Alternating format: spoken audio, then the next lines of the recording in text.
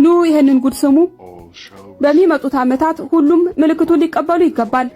በእንድምታ ምልክቶቹን ጀምረናል። ሁላችሁም ስለ ምልክቱ ታውቃላችሁ? ካላወቃችሁ እባካችሁን ራሳችሁን አስተምሩ።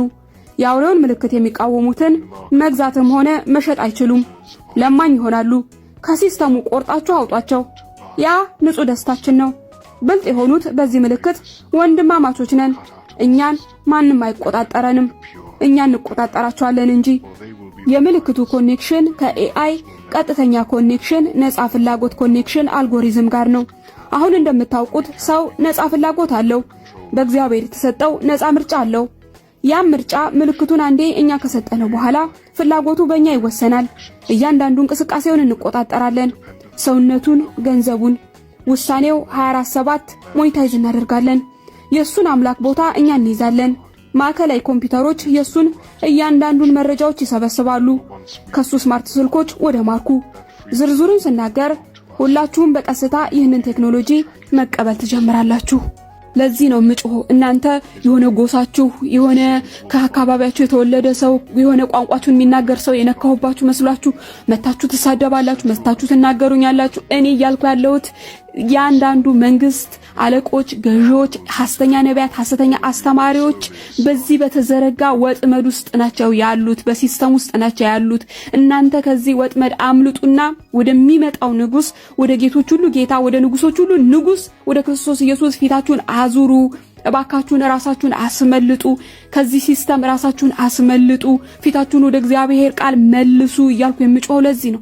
በቅርብ እንደሰማችሁት በአውሮፓ በዩናይትድ ኪንግደም እና በአውስትራሊያ ዲጂታል አይዲ ብለው ጀምረዋል። ስደተኛን ለመቆጣጠር ነው የሚሉት። ከስደተኛ ጋር ምንም የሚያገናኘው ነገር የለም። ምክንያቱም ዲጂታል አይዲ የሚሰጠው ዜጋ ለሆነው ሰው ነው። ይሄ ዲጂታል አይዲ በዓለም ዙሪያ መንግስትና ኮርፖሬሽን የሰዎችን ህልውና ወደ አንድ ኪውአር ያመጡበት ነገር ነው። ይሄም ደግሞ የሰውየው ህልውና የእያንዳንዱ ሰው የወደፊት ህልውና በእነሱ እጅ ነው ማለት ነው። ትራቭል እንዳያደርግ ከፈለጉ ያስቆሙታል። የሆነ አገር እንዳይሄድ ከፈለጉ ያስቆሙታል። ከቤቱ እንዳይወጣ ማድረግ ይችላሉ። ምክንያቱም ባስና ትሬን እንኳን እንዳይጠቀም ማድረግ ይችላሉ። ገንዘብ እንዳያወጣ ማድረግ ይችላሉ። ስለዚህ እያንዳንዱን እንቅስቃሴውን ምን እንደገዛ፣ ምን እንደበላ፣ ምን እንደለበሰ ሁሉ እያንዳንዷን ነገር ይቆጣጠሯታል ማለት ነው። የኢየሱስ መምጫ በጣም ቅርብ እንደሆነና በማንኛውም ሰዓት ሊሆን እንደሚችል ግን ታይቷቸዋል። እባካችሁን ምንም አማራጭ የሌለው ማምለጫ ኢየሱስ ክርስቶስ ብቻ ነው። እኔ በክርስቶስ ኢየሱስ ደም የተዋጀው ስለ ቋንቋ፣ ስለ ዘር ግንድ፣ ስለ ማን አያቴ ከየት መጣ ቅድመ አያቴ ምንም አያገባኝም።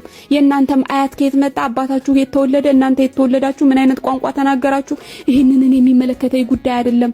ነገር ግን እንዳትጠፉ ግድ ይለኛል። ስለዚህ እባካችሁን ተመለሱ። ከነዚህ ሐሰተኞች ወጥመድ ውጡ። እነሱ በእያንዳንዱ ሲስተም ውስጥ ተወጥሮ ያለ ሲስተም ውስጥ ያሉ ማስፈጸሚያ የዚህ ጉዳይ ማስፈጸሚያዎች ናቸው። ኢየሱስ ይመጣል። ተባረኩ።